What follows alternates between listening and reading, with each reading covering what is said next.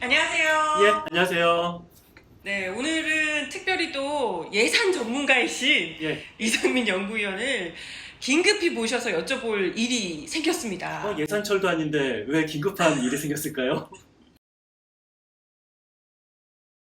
아니, 우리 윤석열 대통령께서 지금 뭐 이권 카르텔, 부패 카르텔에 대한 보조금을 폐지하고 이걸 수혜 지원을 하겠다 이렇게 지금 이야기를 하고 계신단 말이에요. 뭐 민간단체에 대한 보조금을 빼서 재난 지원을 하겠다 뭐 이런 얘기신 것 같은데 이게 글쎄 좀 그냥 언뜻 듣기도 좀 이상하거든요. 이게 가능은 한 건가요? 뭐 그냥 결론부터 말씀드리면은요, 완벽하게 불가능한 일입니다. 아, 완벽하게 예, 정도. 그러니까 왜 완벽하게 일 수밖에 없냐면은요, 좀 심각한 얘기부터 하자면 근대 국가가 무엇이라고 생각하나요? 근대 국가. 저는 근대 국가를 국민의 대표인 의회가 법률로서 세금을 정하고 세금을 걷고 그리고 나서 이 거둔 세금을 의회의 심의에 따라서 지출을 한다. 이게 바로 저는 근대 국가의 시작이라고 생각해요. 그렇다면은 의회가 분명히 작년에 올해 본 예산을 여야 합의를 통해서 여기에 10억을 쓰고 저기에 20억을 써라 라고 이미 땅땅땅 했는데 그냥 행정부가 그냥 나는 보조금 삭감할 거야. 그리고 이거 보조금 삭감해서 재난에 쓸 거야 라고 말하는 것은 이것은 뭐 근대 국가의 정신, 근본을 위배하는 행동인 거죠. 이건 불가능합니다. 그런데 또 일부 언론들에서는 이게 또 전용 가능성에 대해서 또 이렇게 갑론을박이 또 벌어지고 있는 것 같더라고요. 궁금해하시는 분들이 많으신 것 같은데. 아, 어떻습니까? 전용 가능성 얘기를 하는 분도 있는데요. 이것은 전용 가능하다 불가능하다 차원을 떠나서 전용 자체가 아닙니다. 그러니까 전용이라는 것이 뭔지 좀 설명을 해드려야 될 것 같은데요. 네네. 의회가 정한 거에 따라서 행정부가 집행하는 것이 원칙이긴 한데 그런데 사실 상황에 따라서 조금 유두리 있게 지출을 해야 될 필요도 있는 거잖아요. 그랬을 그쵸. 경우에 행정부가 약간 좀 융통성 있게 쓸 수 있는 방법도 있어요. 그거를 전용이라고 하는 건데요. 그러니까 이쪽 세부 사업을 삭감하고 저쪽 세부 사업으로 늘린다라는 것을 전용이라고 하는데요. 문제는 전용은 아무렇게나 하는 건 아니에요. 예를 들어서 보건복지부 예산을 따다가 뭐 국토교통부에 넣거나 이런 것은 전용 자체가 아닌 거고요. 우리 그래요? 맞습니다. 그래서 재정법으로는 보통 프로그램이라고 하거든요. 하나의 비슷한 이 세부 사업의 묶음인 프로그램이 있는데 그 프로그램 내에서 어떤 세부 사업을 줄이고 다른 세부 사업으로 늘린다. 이거는 집행부가 할 수 있는 전용이에요. 그런데 프로그램 바깥에 있는 다른 프로그램에 있는 사업을 줄이고 이쪽 프로그램을 늘린다. 이것은 뭐 전용이 가능하냐 불가능하냐 차원 문제가 아니라 전용 자체가 아닙니다. 전용을 뭐 고민해볼 필요조차도 그렇죠. 없는 아예. 고민해볼 필요 자체가 아니라 그냥 전용이 아닌 거예요. 이거는 뭐 그렇군요. 맞습니다. 네. 그러면 이 이권 카르텔, 부패 카르텔이라는 것에 주는 보조금이라는 건 대체 뭔가요? 그 전에 그러면은 그냥 보조금은 무엇일까요? 의외로 어렵죠. 그러니까 우리가 보조금이라는 단어만 떠오르면은 뭔가 나한테 그냥 돈을 주는 거, 뭔가 눈먼도 그런 식으로 우리가 이해가 돼요. 왜 남들은 보조금을 다 많이 받는다는데 왜 나는 보조금을 못 받고 있지? 라는 그런 생각도 드는데요. 그런데 사실 그렇지 않고요. 우리 모두 다 보조금 받고 있어요. 예를 들어서 뭐 기초연금을 받는다 이런 것도 다 보조금인 거고요. 뭐 아동수당을 받는다 이런 것도 다 보조금인 거고요. 그런데 이런 뭐 기초연금이나 아동수당 같은 거를 주기 위해서 중앙정부가 직접 보조금을 주지 않거든요. 중앙정부는 이 지역에 65세 이상 어르신이 몇 명 사는지 알 리가 없고요. 뭐 아동이 몇 명 사는지도 모르잖아요. 이랬을 경우에 중앙정부 사업인 이런 기초연금이나 아동수당을 지자체한테 돈을 주고 너네가 너네 지역에 있는 어르신, 너네 지역에 있는 아이들에게 돈을 줘라 라고 하는 것이 바로 중앙정부가 지자체한테 주는 돈이 바로 보조금인 거고요. 어떤 사업은 지자체가 사업을 수행을 잘하는 것도 있지만 어떤 사업은 민간이 더 사업을 효율적으로 수행을 잘하는 것도 있어요. 예를 들어서 그럴 경우에는 우리가 중앙정부가 민간한테 너네들 이런 사업 잘할 줄 알지 하고 주는 돈이 보조금인데요. 예를 들어서 윤 대통령이 제일 싫어하는 게 뭐 민주노총 뭐 이런 거잖아요. 그쵸? 예. 민주노총한테 최근 5년 동안 민주노총 그 연맹한테 준 돈이 얼마나 될 것 같아요? 굉장히 많이 주는 것 같은 느낌이 드는데 주나요? 엄청 많이 한 주나요? 푼도 안 주고 있습니다. 그러니까 아 진짜? 민주노총 중앙연맹한테 들어가는 보조금은 한 푼도 없고요. 다만 뭐 민주노총 소속 노조에게는 뭐 들어가는 보조금이 조금 있는데요. 제가 조사를 해봤더니 최근 5년 동안 민주노총 소속 조합에게 가장 큰 규모의 보조금 액수가 7,900만 원짜리 사업이었어요. 5년 와 동안.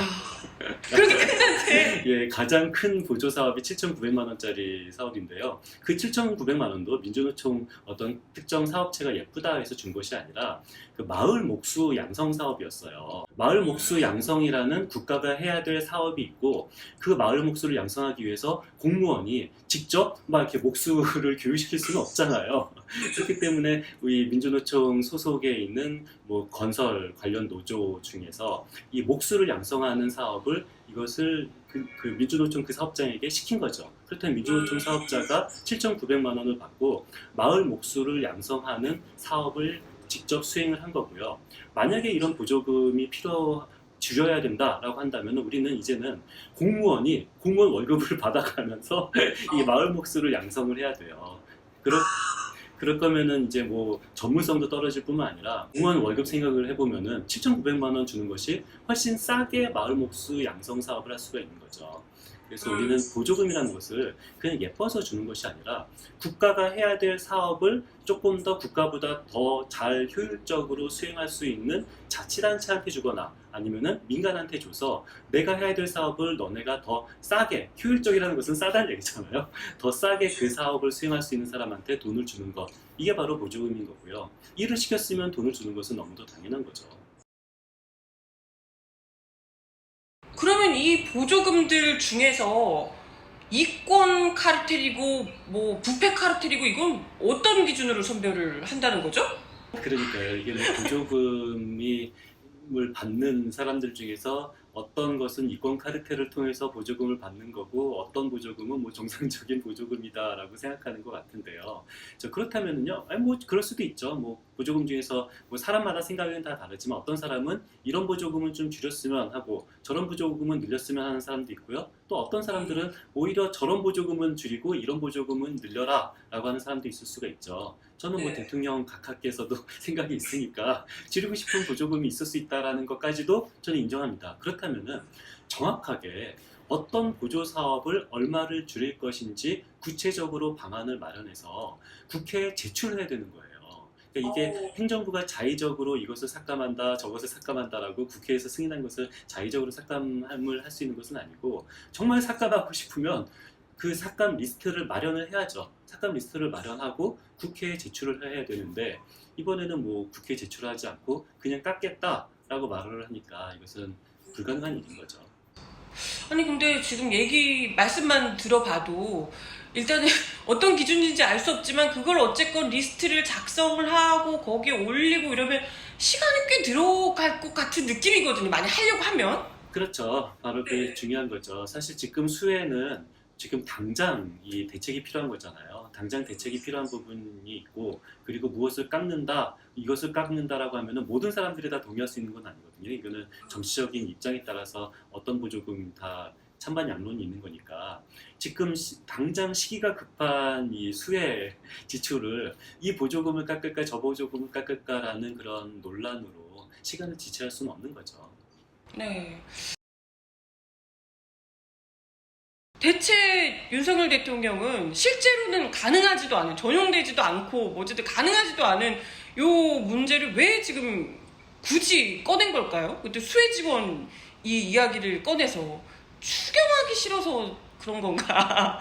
이런 얘기도 있던데. 그런 식으로 해석이 되죠. 왜 실제로 추경호 부총리는 추경을 하지 않는다고 말하고 여당 대변인도 추경을 하지 않고 그 대신 뭐 이 보조금을 깎아서 이쪽으로 하겠다라고 하는데요. 그런데 이게 굉장히 모순적인 논란인 게 정말 보조금을 깎고 싶다면은요. 우리는 필요한 것이 무엇이냐면은 추경이 필요한 거예요. 내가 이 보조금을 정말 깎고 싶다. 그러면은 깎고 싶은 리스트를 마련해서 국회에 예산을 제출을 하는 그 과정을 겪어야 되잖아요. 그 과정을 우리는 추경이라고 말을 하는 겁니다. 그렇기 때문에 추경을 피하기 위해서 추경이 필요한 보조금을 깎겠다.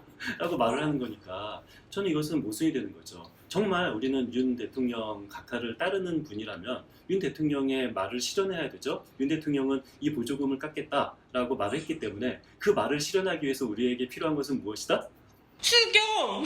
뜨거운 아이스 아메리카노처럼 윤 대통령 말을 따르자니 추경이 필요하고 윤 대통령이 보조금을 깎겠다라는 이유는 추경을 안 하겠다라는 거고 그렇다면 추경을 해야 될까요? 추경하지 말아야 될까요? 아노미에 빠지게 되는 겁니다. 아, 그러네요. 말 자체에 본인이 하겠다고 하는 말 자체에 모순이 있는 상황인데요. 그렇죠. 아, 참, 근데 가슴이 아픈 것이 지금 우리 당장 집중호우 때문에 이게 수해 피해가 굉장히 크잖아요. 그래서 예. 국민들의 지금 슬픔과 아픔이 이만저만이 아닌데 이런 상황에서 지금 이런 수해 지원을 끌어와서 보조금 폐지 어쩌고 이권 카르텔 어쩌고 하면서 이게 말장난을 하는 것 같은 생각이 들어서 이걸 또 정치적으로 이용하려는 것 같아서 맞습니다. 굉장히 좀 분노스럽습니다. 예. 아, 네. 아무튼 이 한마디로 예산 전문가이신 우리 이상민 연구위원께서 요 보조금을 폐지해서 수혜 지원하는 것 자체가 불가능하다. 하시려면 추경부터 하셔야 된다. 얘기를 깔끔하게 정리해 주셨습니다. 아무튼 오늘 너무 긴급한 전화에 응해 주셔서 감사드리고요. 다음에도 또 잘 부탁드리겠습니다. 예, 감사합니다. 네, 감사합니다.